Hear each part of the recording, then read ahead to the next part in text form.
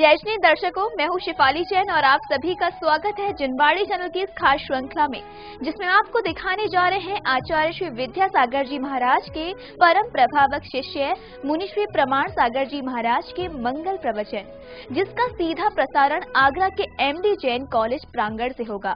हम आपको बता दें कि मुनि श्री प्रमाण सागर जी महाराज एवं मुनि श्री विराट सागर जी महाराज समेत सिकर जी से विहार कर विभिन्न नगरों से होते हुए आगरा नगरी में पधारे और ये आगरा नगरी एवं समस्त नगर वासियों का सौभाग्य ही है कि आज सभी को मुनिश्री के मंगल प्रवचनों का श्रवण करने का सौभाग्य प्राप्त होगा।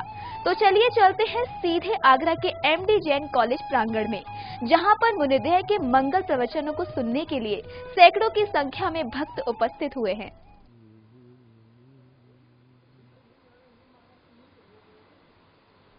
नमो अरिहन्ताणम्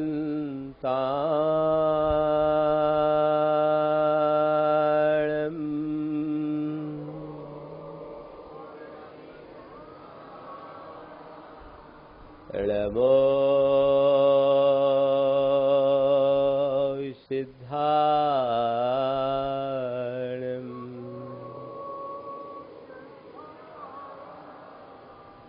नमो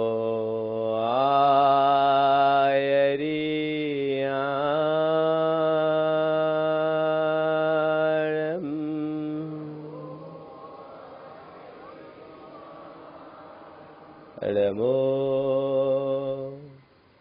उवज्झायाणम्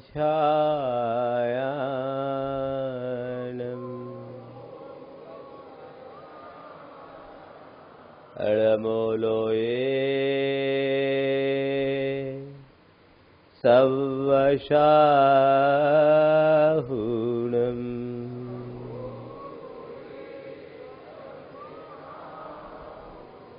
एसो पंचिणमोयारो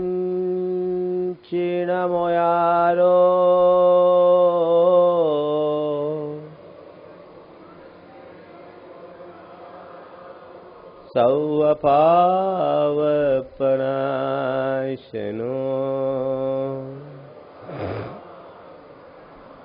मंगलाणं च सव्येसिम् परमं होई मंगलम।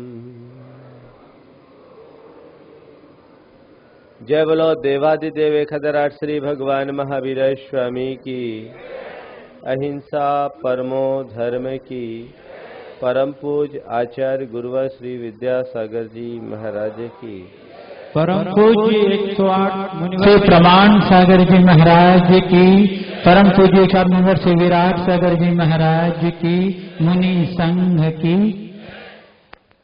एक दिन एक युवक ने मुझसे पूछा, महाराज, एक आदर्श जीवन को आप किस नजर से देखते हैं? किसके जीवन को हम आदर्श जीवन कहें? ये बात और है कि हर कोई अपने जीवन को एक आदर्श मानता है। मुझसे सवाल किया गया कि आदर्श जीवन को आप किस नजर से देखते हैं?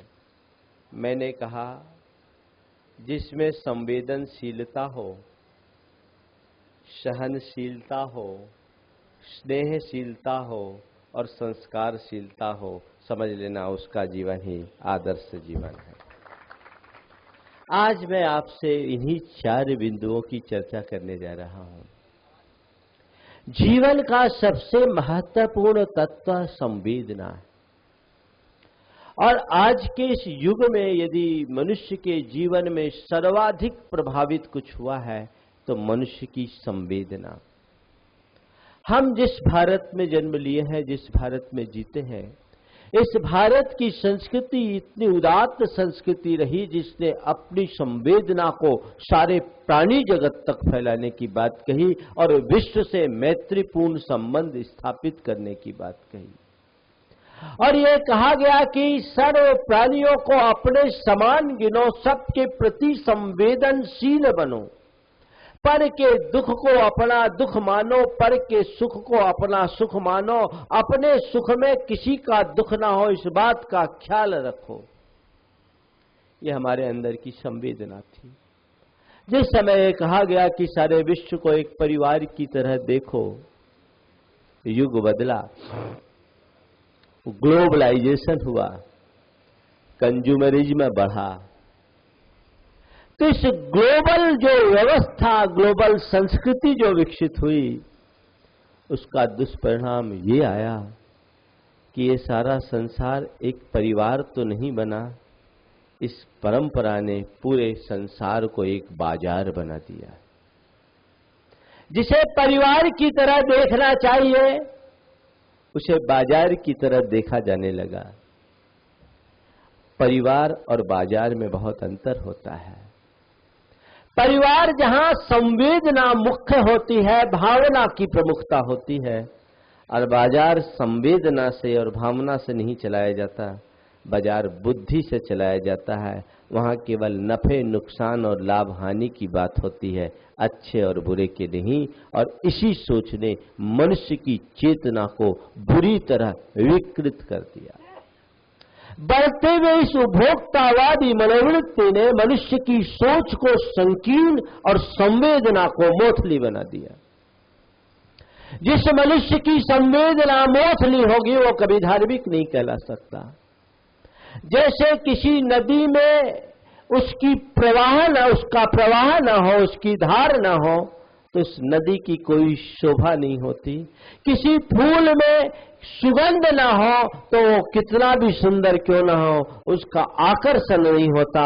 मनुष्य के जीवन में सारे ठाट बाट हो और उसके हृदय में संवेदना न हो, तो उसका जीवन अर्थहीन है। तुम्हारी पहचान तुम्हारी संवेदना से है।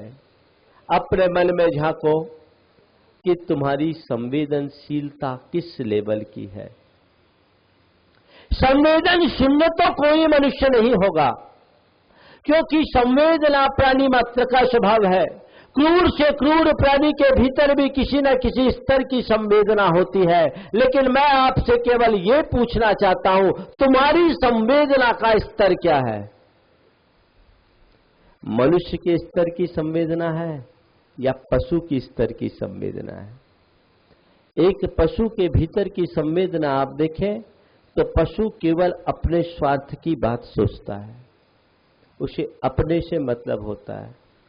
उसकी संवेदना और अगर बढ़ती है तो अपनों तक सीमित रहती है।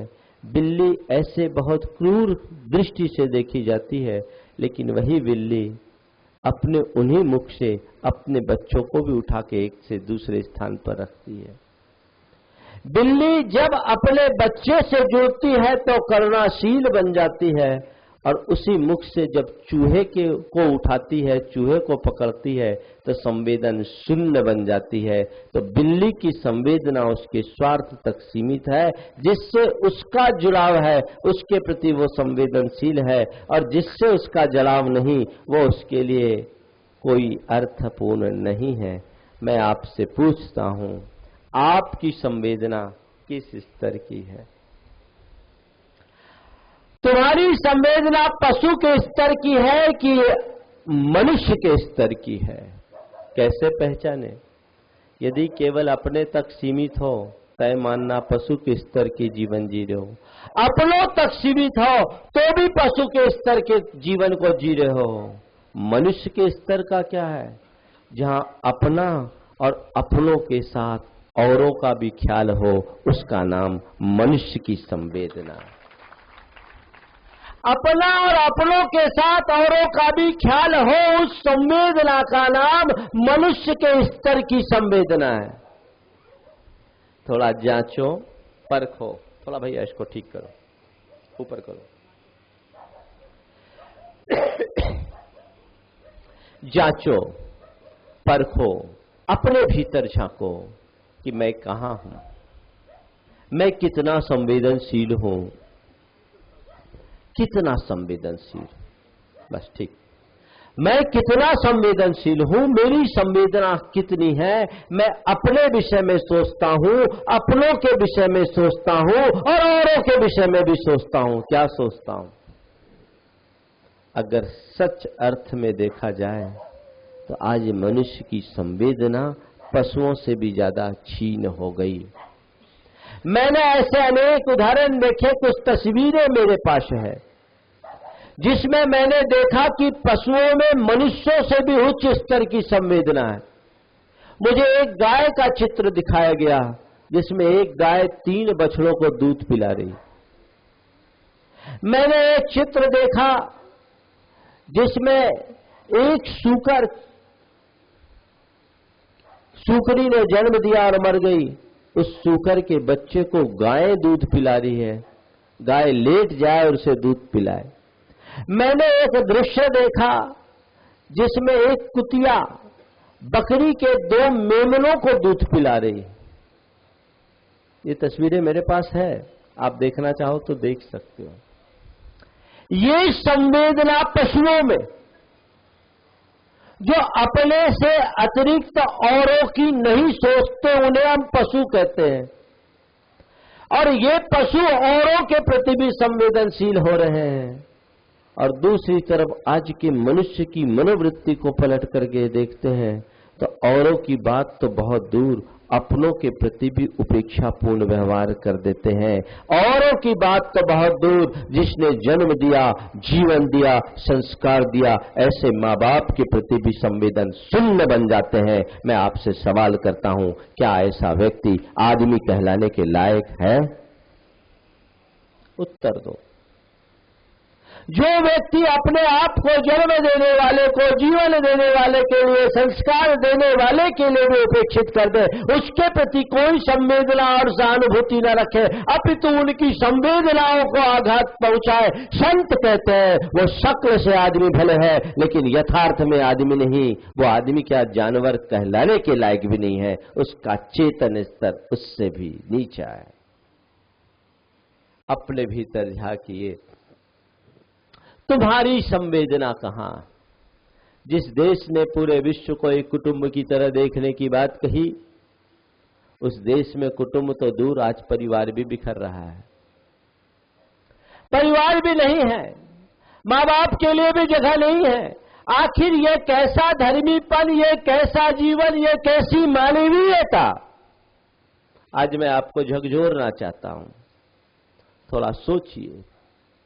मैं ऐसे लोगों को जानता हूं जिन्हें सुबह कुत्ते को घुमाने के लिए वक्त है, जिनके पास कुत्ते को घुमाने के लिए वक्त है लेकिन अपने बूढ़े माँ बाप को अस्पताल ले जाने के लिए वक्त नहीं है। कैसी विडंबना है!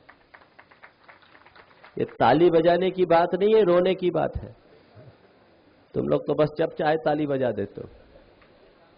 सोचो, कहां जा रही है हमारी परंपरा, कहां जा रही है सोच? इसका रीजन बढ़ता हुआ उपभोक्तावाद, पदार्थ केंद्रित सोच। हमारे संबंधों का आधार प्रेम और आत्मीयता थी, जो कि संवेदना के आधार पर चलती थी। आज उसका स्थान आवश्यकता और उपयोगिता ने ले लिया। और अब तो एक कल्चर डेवलप हो गया, यूज एंड थ्रो। यूज करो और थ्रो कर दो। चीजों के साथ यूज एंड थ्रो हो तो कोई आपत्ति नहीं। चीजों के साथ यूज एंड थ्रो हो तो कोई आपत्ति नहीं, लेकिन आदमी को भी जब चीजों की तरह यूज करके थ्रो कर दिया जाए तो आपत्ति के सिवा और कुछ भी नहीं। अब लोगों को भी यूज करके थ्रो किया जा रहा है, हो रहा है। बड़ी सार्थक पंक्तियां हैं। काली कुरूप निरर्थक पड़ी सी दिया सलाई की एक सीख जलते दीप के प्रकाश में मैंने देखा। काली कुरूप निरर्थक पड़ी सी दिया सलाई की एक सीख जलते दीप के प्रकाश में मैंने देखा। सुंदर सज्जित कक्ष के द्वार पर पड़ी है, काली कुरूप निरर्थक पड़ी सी दिया सलाई की एक सीख जलते दीप के प्रकाश में मैंने देखा। सुंदर सज्जित कक्ष के द्वार पर पड़ी है। सोचा किसी ने दिया जलाकर इसे फेंका होगा कि यहाँ आ गिरी। सोचा किसी ने दिया जलाकर इसे फेंका होगा कि यहाँ आ गिरी। मैंने उसे उठाया कि एक मध्यम पर बेदती सी कराह मेरे कानों में पड़ी। मैंने उसे उठाया कि एक मध्यम पर बेदती सी कराह मेरे कानों में पड़ी। मैंने पूछा क्यों, क्या बात है? मैंने पूछा क्यों, क्या बात है? बात कुछ नहीं, बात कुछ नहीं। इस भुवन में केवल सौंदर्य और उपयोगिता के लिए ही स्थान है। बात कुछ नहीं, इस भुवन में केवल सौंदर्य और उपयोगिता के लिए ही स्थान है। कभी मुझ में भी ये गुण थे तो मेरे लिए भी यहाँ स्थान था।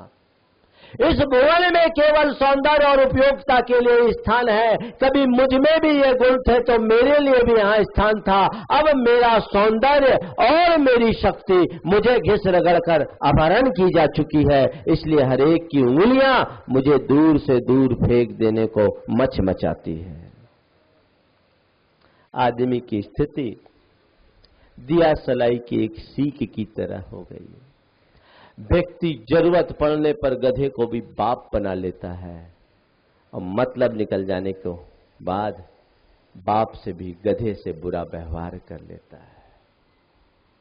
हमें सोचना है, थम कर विचार करना है कि क्या कर रहे हैं। कितनी अधिक संवेदन शून्यता। थोड़ा विचार करो, तुम्हारे मां बाप ने तुम्हारे लिए क्या नहीं किया। तुम्हें जन्म दिया। जन्म देना कोई साधारण बात नहीं है। बहुत बड़ा उपकार है कि तुम्हारी मां ने तुम्हें जन्म दिया। अन्यथा वो चाहती तो तुम्हें पेट से भी परलोक पहुंचा देती, जैसा कि आजकल होता है। थोड़ी देर के लिए विचार करो कि यदि तुम्हारी मां ने तुम्हें अपने पेट से परलोक पहुंचा दिया होता तो तुम्हारा क्या होता। कभी विचार किया? नहीं, उसने ऐसा नहीं किया। 9 माह तक तुम्हें अपने पेट में रखा, तुम्हारे भार को सहा। पर यह कैसी विचित्रता है कि जिस मां ने तुम्हें 9 माह तक अपने पेट में रखा, बड़े हो जाने के बाद तुम्हारी फ्लैट में उस मां के लिए जगह नहीं। मां ने तुम्हें पेट में रखा और तुम उसे अपने फ्लैट में रख नहीं सकते। कैसी विडंबना है। विचार करो, 9 माह तक पेट में रखा, सब प्रकार का कष्ट सहा, तुम्हारे हितों का ख्याल रखा। मां की संवेदना पेट में पलने वाले शिशु के प्रति कैसे होती है। भगवान महावीर के जीवन की एक घटना मुझे याद आ रही। कहते हैं भगवान महावीर जब मां के पेट में थे तो उन्होंने अपने अवधि ज्ञान से जाना कि मेरे हलन चलन से मेरी मां को तकलीफ होती है। ये मां ही जानती है कि जब गर्भ में कोई संतान विकसित होते रहती है तो उसको क्या क्या अनुभव करना पड़ता है। तो ऐसा लिखा कि भगवान महावीर को ऐसा पद लगा कि मेरी मां को मेरे हलन चलन से कष्ट होगा। तो भगवान महावीर ने गर्भ में अपना मूवमेंट बंद कर दिया और जब मूवमेंट बंद हुआ तो कोहराम मच गया। तृष्णा एकदम विचलित हो गई कि क्या हो गया मेरे गर्भ को, मेरे बच्चे को क्या हो गया, उसका मूवमेंट बंद। आजकल भी लोग आते, डॉक्टर बोल देता मूवमेंट खत्म हो गया तो उथल पुथल हो जाती है। तृष्णा एकदम घबरा गई, मूवमेंट बंद क्यों हो गया ऐसा। तो भगवान ने सोचा जो अभी शिशु अवस्था में है, धन्य है मां, मैं तो सोच रहा हूं इसे कष्ट न हो इसलिए मूवमेंट बंद किया, लेकिन मैं इसे कष्ट नहीं दे रहा हूं तो इसे महाकष्ट हो रहा है। ये है मां। कभी विचार किया? मां की संवेदना का कभी अनुभव किया? मां मां होती है जिसने तुम्हें जन्म दिया और केवल जन्म ही नहीं दिया, जन्म देकर अगर ऐसे ही छोड़ दिया होता तो किसी झाड़ी में फेंक दिया होता तो क्या होता? चील कौवे तुमसे अपना त्योहार मना लेते और क्या होता? कुत्ता बिल्ली तुम्हें खा जाते और क्या होता?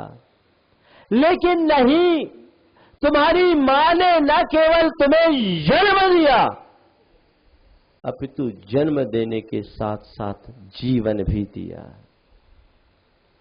तुम्हें पाला पोषा, तुम्हारी परवरिश की, तुम्हें समय पर दूध पिलाया, बीमार पड़ने पर डॉक्टर को दिखाया, तुम्हारे सारे सुखों का ख्याल रखा, खुद गीले में रहकर तुम्हें सूखे में सुलाया। याद है?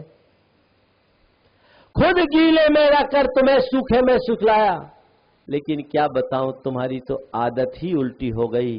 जब छोटे थे तो मां के बिस्तर गीले करते थे, बड़े हो गए तो आंखें गीली करते हो। शर्म नहीं आती? काश तुम सोचते। गीले में रहते कि तुम्हें सूखे में सुखलाया। अपने सारे सुख दुख की चिंता न करके तुम्हारे सुख दुख की चिंता की। तुमने कितनी बार अपने मां की गोद गीली की, मां की गोद गंदी की, और कितनी बार अपने पिता के कपड़े खराब किए। लेकिन क्या किया तुम्हारे मां ने और तुम्हारे पिता ने? कभी सोचा? अपने कपड़ों की परवाह ना करके पहले तुम्हें साफ किया, तुम्हें नहलाया धुलाया, तुम्हें दुत्कारा नहीं प्रेम से पुचकारा।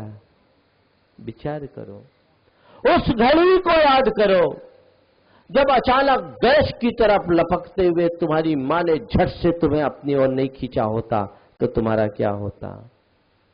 उस पल को याद करो जब छत से नीचे झांकते हुए कुछ ज्यादा झुक जाने पर तुम्हारे पिता ने लपक कर तुम्हें अपनी ओर नहीं खींचा होता तो क्या होता? उस दिन को याद करो जब सड़क पार करते समय सामने से तेज गति से आते हुए ट्रक को देखकर तुम्हारे पिता ने तुम्हें अपने बाहों में नहीं भरा होता तो तुम्हारा क्या होता? विचार करो। जन्म दिया, जीवन दिया, पाला पोसा बड़ा किया, परवरिश की, और इतना ही नहीं तुम्हें संस्कार दिए।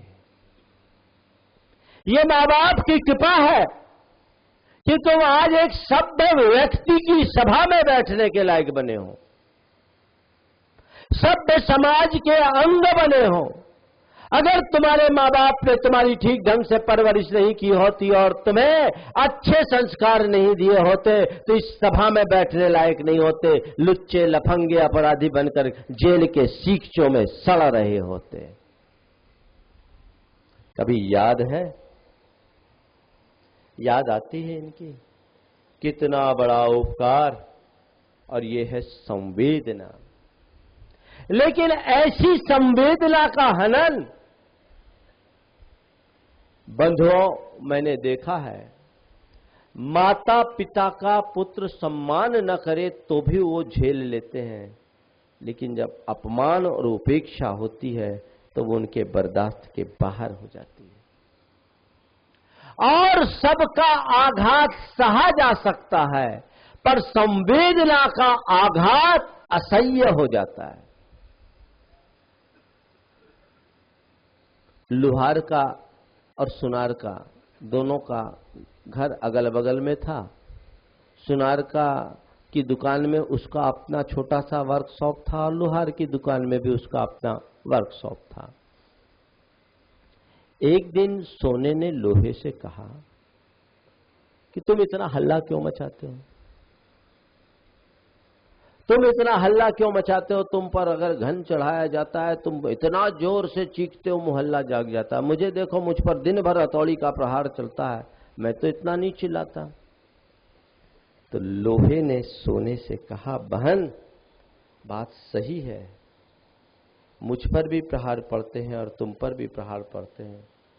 तुम प्रहार को झेल लेती हो क्योंकि तुम पर पड़ने वाला प्रहार विजाति का है, और मुझ पर जो प्रहार पड़ता है वो मेरी जाति का प्रहार है। और सबका प्रहार झेला जा सकता है, अपनी जाति का प्रहार नहीं झेला जा सकता। अपनों की उपेक्षा बहुत खतरनाक होती है।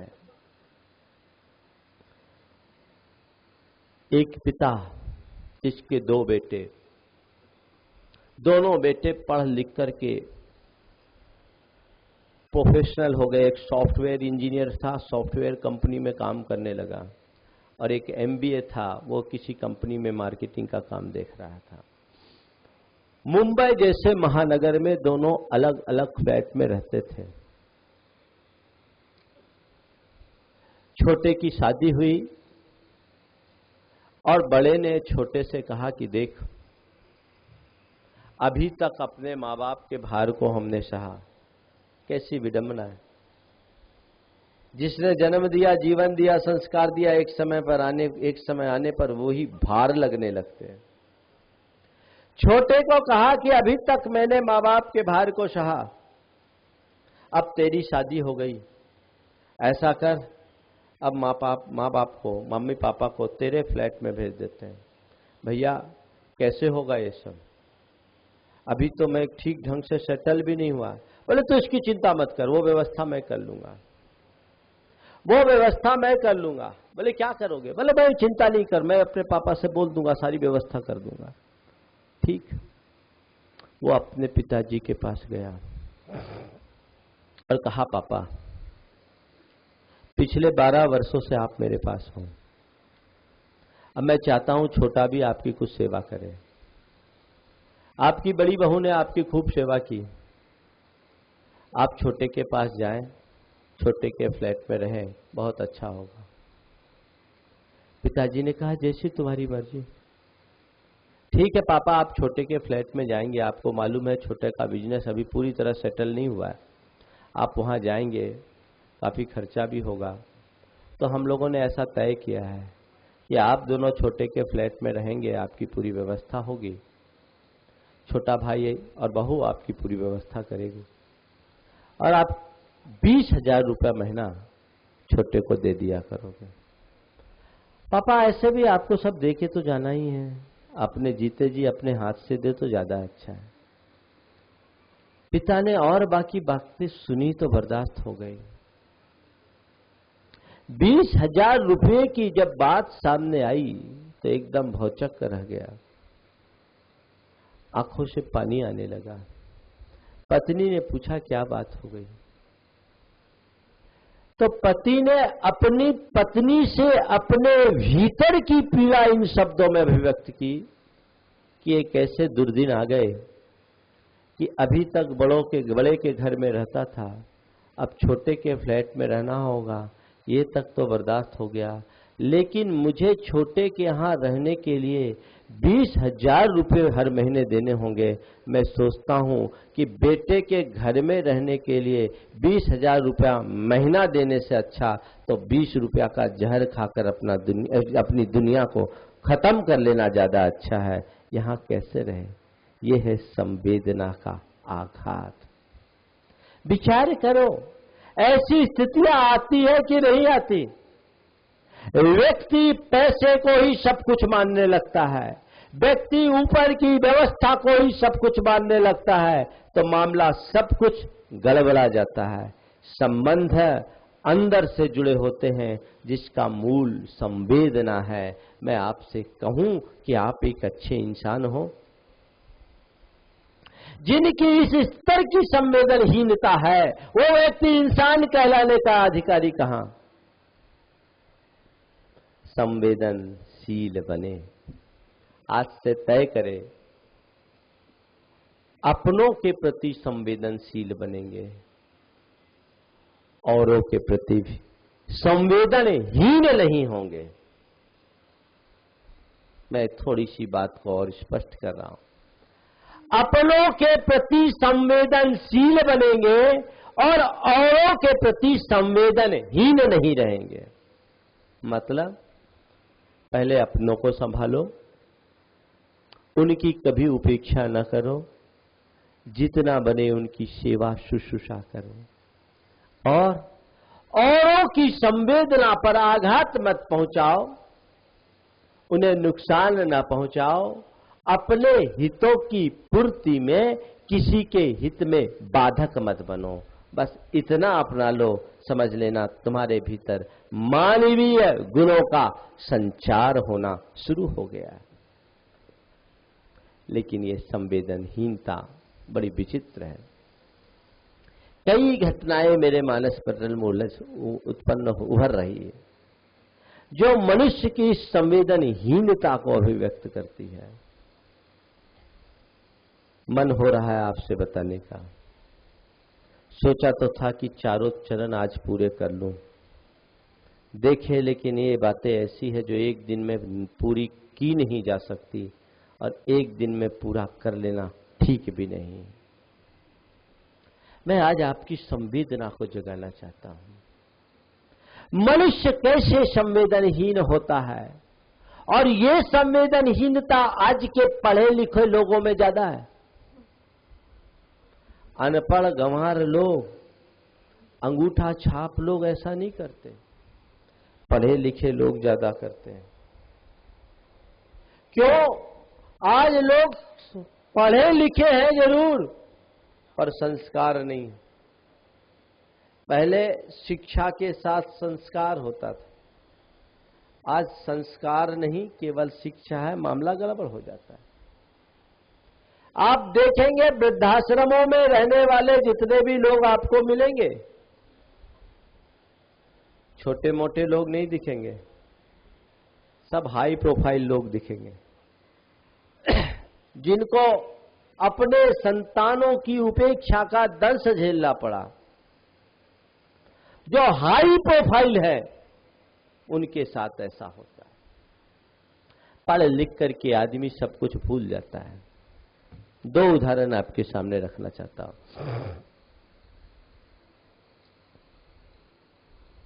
रात के 12 बजे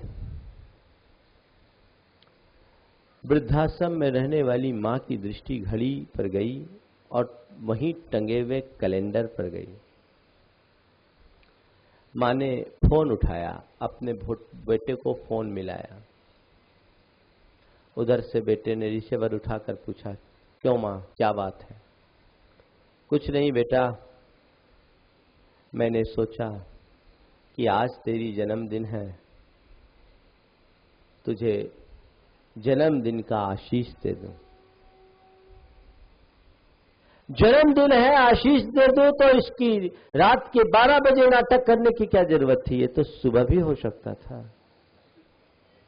बेटे, मां की ममता को नाटक मत कर, मां की ममता को नाटक मत कर। मुझे नींद नहीं आ रही थी, मैं सोच नहीं पा रही थी कि आखिर नींद क्यों नहीं आई, और तभी मेरी दृष्टि घड़ी और कैलेंडर पर गई तो मैंने देखा आज की रात से 30 बरस पहले मैंने तुझे जन्म दिया था।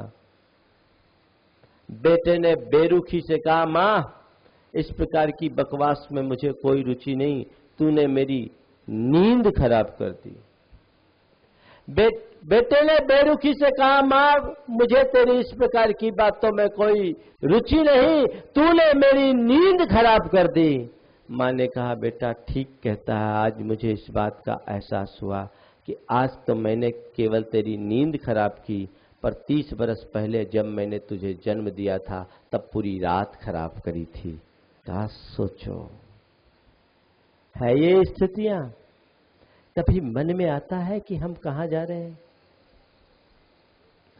कहां जा रहा है आदमी?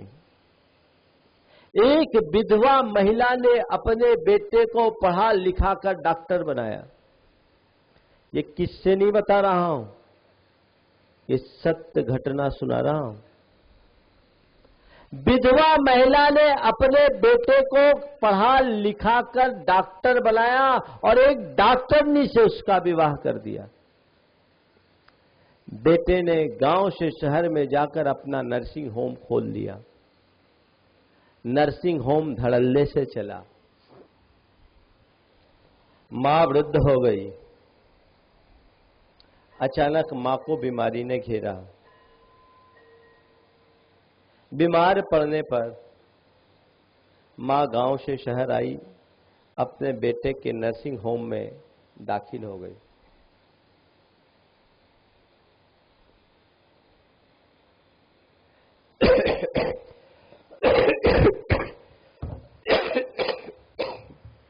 दाखिल हो गई। 1 महीने तक इलाज चला, मां की अच्छी सेवा हुई, मां स्वस्थ हुई।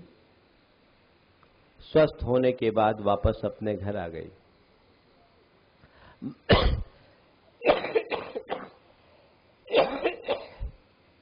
घर आने के तीसरे दिन बहू का मां के नाम एक पत्र पहुंचा। मां जी प्रणाम, आशा है अब आप पूरी तरह स्वस्थ हो गए होंगे। आप हमारे हॉस्पिटल में रहे, पूरे 1 माह रहे, और इस 1 माह में हमने आपकी सारी व्यवस्था की, दवाई, खाने पीने की व्यवस्था, सब व्यवस्थाएं की, और उसमें अस्पताल का किराया भी जुड़ा हुआ है। ऐसे बाकी सब बातें तो आपके बेटे ने उठा लिया, लेकिन अस्पताल का किराया हम चाहते हैं कि नियम के विरुद्ध न हो। 3000 रुपया प्रतिदिन का आपका किराया था। आप 1 माह रही, कृपया कर 90,000 भेज दें।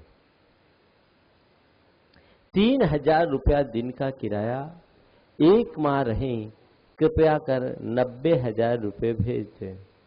मां ने पत्र पढ़ा और पढ़ते ही मां ने एक दूसरा पत्र लिखा भरी आंखों से। बहू, तुम्हारे लिए अनंत आशीष, तुम खुश रहो। तुम लोगों ने मेरी बहुत अच्छी चिकित्सा की, तुम लोगों की कृपा से आज मैं स्वस्थ हूं, इसके प्रति मैं तुम्हारा आभारी हूं। लेकिन बहुत अच्छी बात की याद दिलाई तुमने, हिसाब किताब की, तो मुझे भी लगा हिसाब किताब की बात तो हिसाब किताब से ही होनी चाहिए।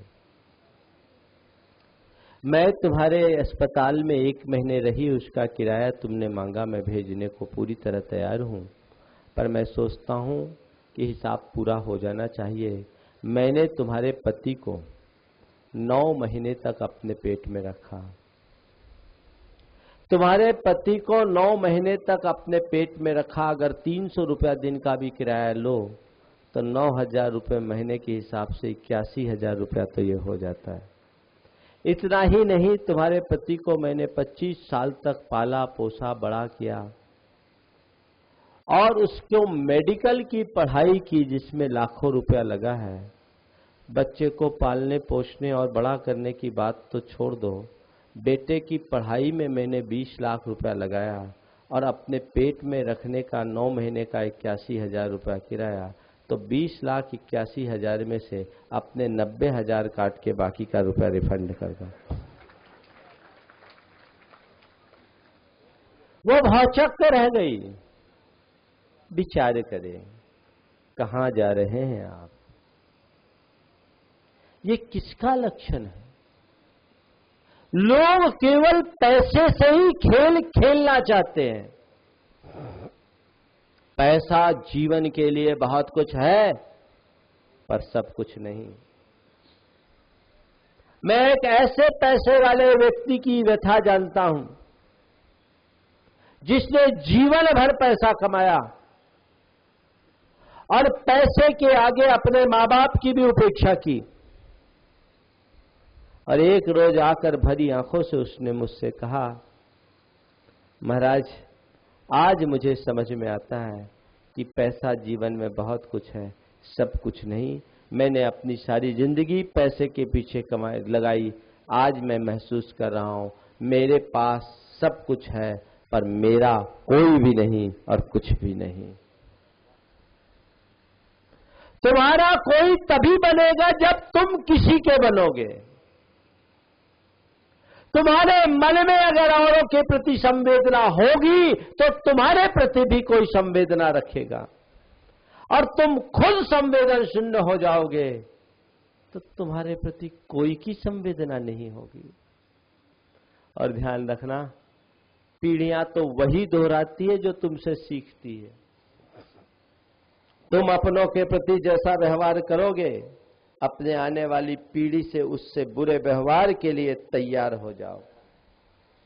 वो तुम्हें झेलना ही पड़ेगा, उसे कोई रोक नहीं सकता, उसे कोई टोक नहीं सकता।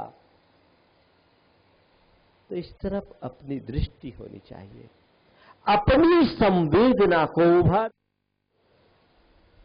संवेदनशील मनुष्य ही अहिंसक होता है, और संवेदनहीनता भी एक प्रकार की हिंसा है। इसे उभारे, मनुष्य की पहचान इसमें। लेकिन आजकल लोगों में संवेदना कम होती है। एक सेठ था, बड़ा कंजूस था। उसके दरवाजे पर एक भिखारी पहुंचा, 3 दिन का भूखा था। सेठ से मांगा कि कुछ दे दो। सेठ ने इनकार कर दिया, यहां कुछ नहीं, आगे जाओ। भिखारी भी ऐसा वैसा नहीं था। उसने कहा, सेठ जी 3 दिन का भूखा हूं, कम से कम कुछ तो दे दो। सेठ जी 3 दिन का भूखा हूं, कुछ तो दे दो। सेठ ने कहा, नहीं मैं नहीं दूंगा। भिखारी ने सेठ जी के पांव पकड़ लिए, सेठ जी ना मत करो, कुछ तो दो। तो सेठ ने कहा, दूंगा पर एक शर्त है। बोले बताओ। बोले मेरी 2 आंखों में एक आंख ओरिजिनल है, दूसरी पत्थर की है। मेरी 2 आंखें हैं, एक आंख ओरिजिनल है, दूसरी पत्थर की है। अगर तुम बता दो कि मेरी कौन सी आंख पत्थर की है, तब मैं तुम्हें जरूर भोजन दूंगा। मेरी कौन सी आंख पत्थर की है बता दो, तब मैं तुम्हें जरूर भोजन कराऊंगा। उसने कहा, सेठ जी आपकी बाईं आंख पत्थर की है। यथार्थ में उसकी बाईं आंख पत्थर की थी। उसने कहा, बात तो तुमने बिल्कुल सही बताई, लेकिन जाना कैसे? बात तो तुमने बिल्कुल सही बताई, लेकिन जाना कैसे?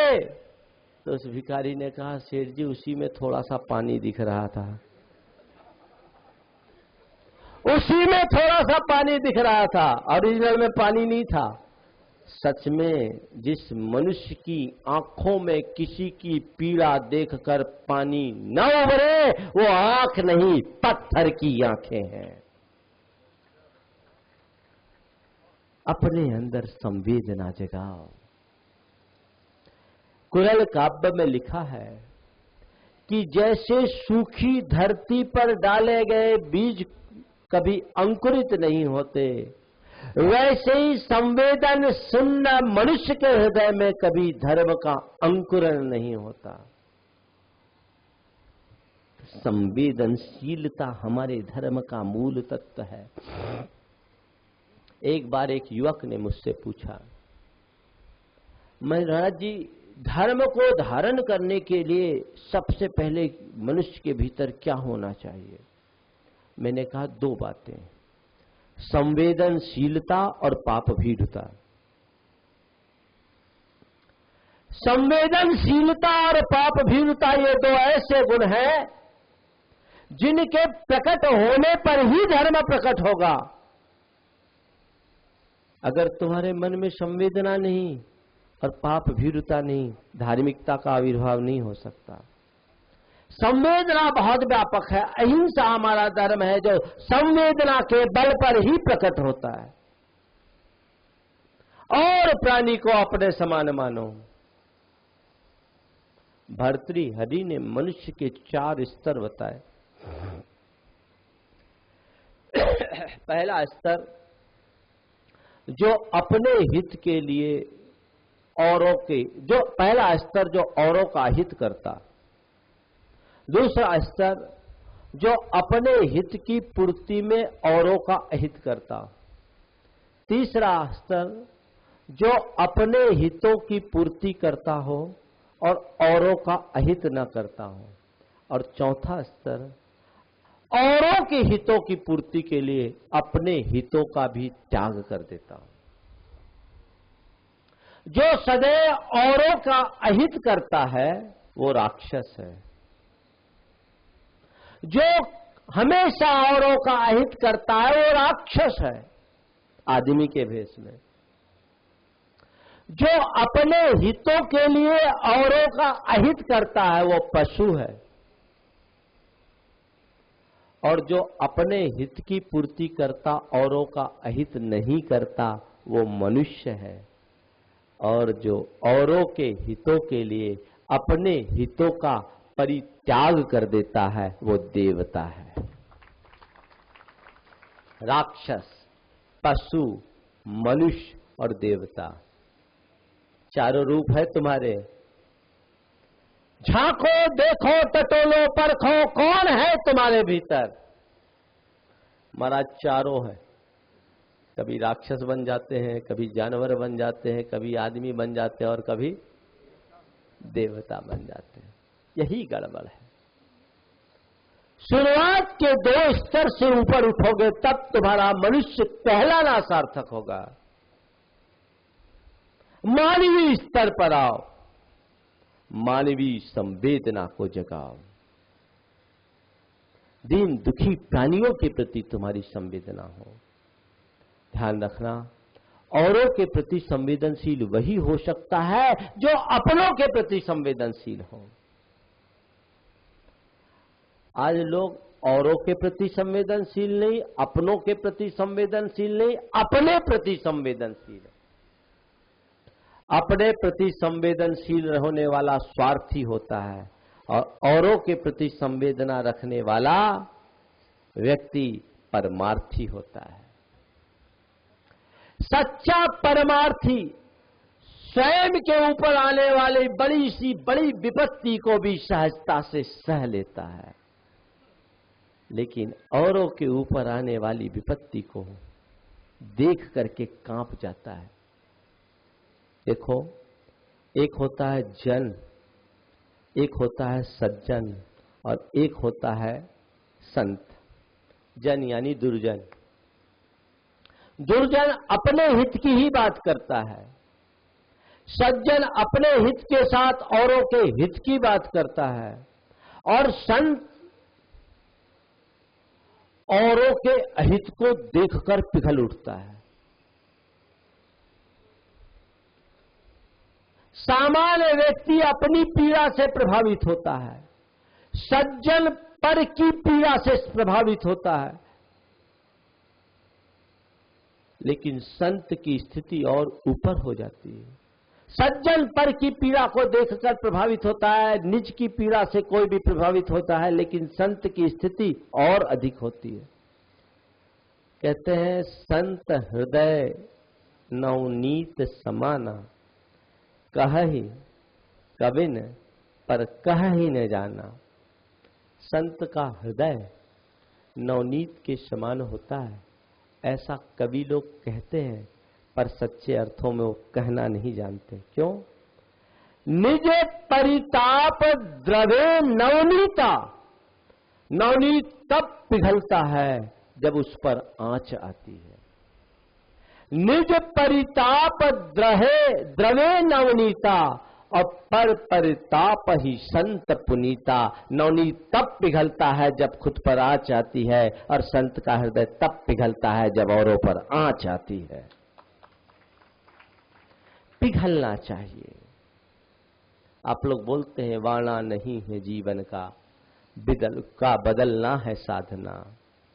वाणा नहीं है जीवन का, बदलना है साधना। पर की पीड़ा में मोमशा पिघलना है साधना। वाणा नहीं है जीवन का, बदलना है साधना।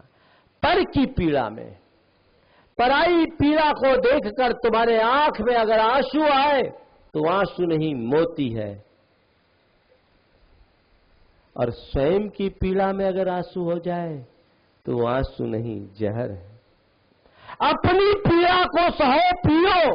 तुम खुद की पीड़ा को जितना सहन करोगे उतने मजबूत होगे, और औरों की पीड़ा में जितना संवेदनशील बनोगे उतने द्रवीभूत होगे। दो बातें कहता हूं। स्वयं के कष्टों के प्रति सहनशील बने और औरों के कष्टों के प्रति संवेदनशील बने। स्वयं के कष्टों के प्रति सहनशील बने, औरों के कष्टों के प्रति संवेदनशील बने। ये संवेदना सबके प्रति उभरे, बचपन से ही सबके अंदर इस संवेदना के भाव जगाएं, तब आगे हमारे जीवन के और तत्व प्रकट होंगे। आज संवेदनशीलता की बात मैंने आप सबसे की, इसके बाद बात सहनशीलता, स्नेहशीलता और संस्कारशीलता की है। आने वाले दिनों में आपसे जितनी बात होगी और दिन की बात तो नहीं कहूं, कल तक कोई खतरा नहीं है। बोलिए परम पूज्य आचार्य गुरुवर श्री विद्यासागर जी महाराज के। बोले परम पूज्य मुनि श्री प्रमाण सागर जी महाराज की जय। मैं आपको बता दूं, जिनवाणी चैनल के माध्यम से ये सीधा प्रसारण पूरे विश्व में देखा जा रहा है और जो दर्शक जिनवाणी चैनल से हमारे बीच अभी जुड़े हुए हैं, हम उनको बता दें, ये सीधा प्रसारण आगरा नगर से परम पूज्य आचार्य श्री विद्यासागर जी महाराज के परम शिष्य मुनि श्री प्रमाण सागर जी की सभा के माध्यम से यहाँ पर दिया जा रहा है। ये प्रवचन कल भी जिनवाणी चैनल के माध्यम से आप इसी समय देख सकेंगे। आप पुनः जुड़िएगा जिनवाणी चैनल पर। और मित्रों, बात वही हमारा पुराना गाना, हमारा पेट भरा नहीं है। महाराज बहुत चालाक हैं, अब पता चल रहा है। पहले दिन एक बात कही थी महाराज ने, मैं तुम्हारी प्यास बुझाने नहीं आया हूं, तुम्हारी प्यास जगाने आया हूं। समझ में आप धीरे धीरे आ रही है। अब दीवाना हो रहा है आगरा, इस समय दिख रहा है, दीवानगी दिख रही है। अब महाराज ये दीवानगी कह रही है कि ये चातुर्मास आगरा नगर को मिलना चाहिए, ये चातुर्मास आगरा नगर को ही मिलना चाहिए। और मैं पुनः पुनः अनुरोध करूंगा अपने श्रेष्ठियों से। आज हमारे सारे नगर के श्रेष्ठी मौजूद हैं। आदरणीय बाबूजी स्वरूप चंद जी जैन मारसंस, आदरणीय बाबूजी भोलानाथ जी जैन सिंघई, आदरणीय बाबूजी निरंजन लाल जी बेनाड़ा, आदरणीय बाबूजी शिखर चंद जी जैन सिंघई साहब, आगरा दिगंबर जैन परिषद के अध्यक्ष श्रीमान अशोक जैन जी, आगरा दिगंबर जैन परिषद के पूर्व महामंत्री पंडित वीरेंद्र शास्त्री जी, आगरा दिगंबर जैन परिषद के महामंत्री राजकुमार जी राजू भैया टेलीविजन पर आ रहे हो, जरा दिखा दो जल्दी, वो जाने वाला है। हाँ, श्रीफल लीजिएगा और अर्पण कीजिएगा। मैं अनुरोध करूंगा, आगरा दिगंबर जैन परिषद के चारों उपाध्यक्ष आज मौजूद हैं। श्रीमान निर्मल कुमार जी जैन मोठिया, श्रीमान जगदीश प्रसाद जी जैन, श्रीमान राकेश जी जैन पर्दे वाले। और मैं अनुरोध करूंगा हमारे आगरा दिगंबर जैन परिषद के अर्थ मंत्री श्रीमान अनंत जैन जी, आगरा दिगंबर जैन परिषद, आगरा श्री दिगंबर जैन शिक्षा समिति के श्री दिगंबर जैन शिक्षा समिति के उपाध्यक्ष श्रीमान डॉक्टर जितेंद्र कुमार जैन जी। आप सभी से मैं अनुरोध करूंगा कृपया, और आप सब अपने स्थान पर खड़े हो जाए, वहीं बने रहें और हाथ जोड़ें, सब हाथ जोड़ें। हे स्वामी नमोस्तु, हे स्वामी, ये आने वाला चातुर्मास आगरा। दर्शकों कहते हैं कि जहाँ जहाँ भी संतों के चरण पड़ते हैं, वो धरा स्वयं ही पावन हो जाती है और उस धरा पर रहने वालों का जीवन भी धन्य हो जाता है।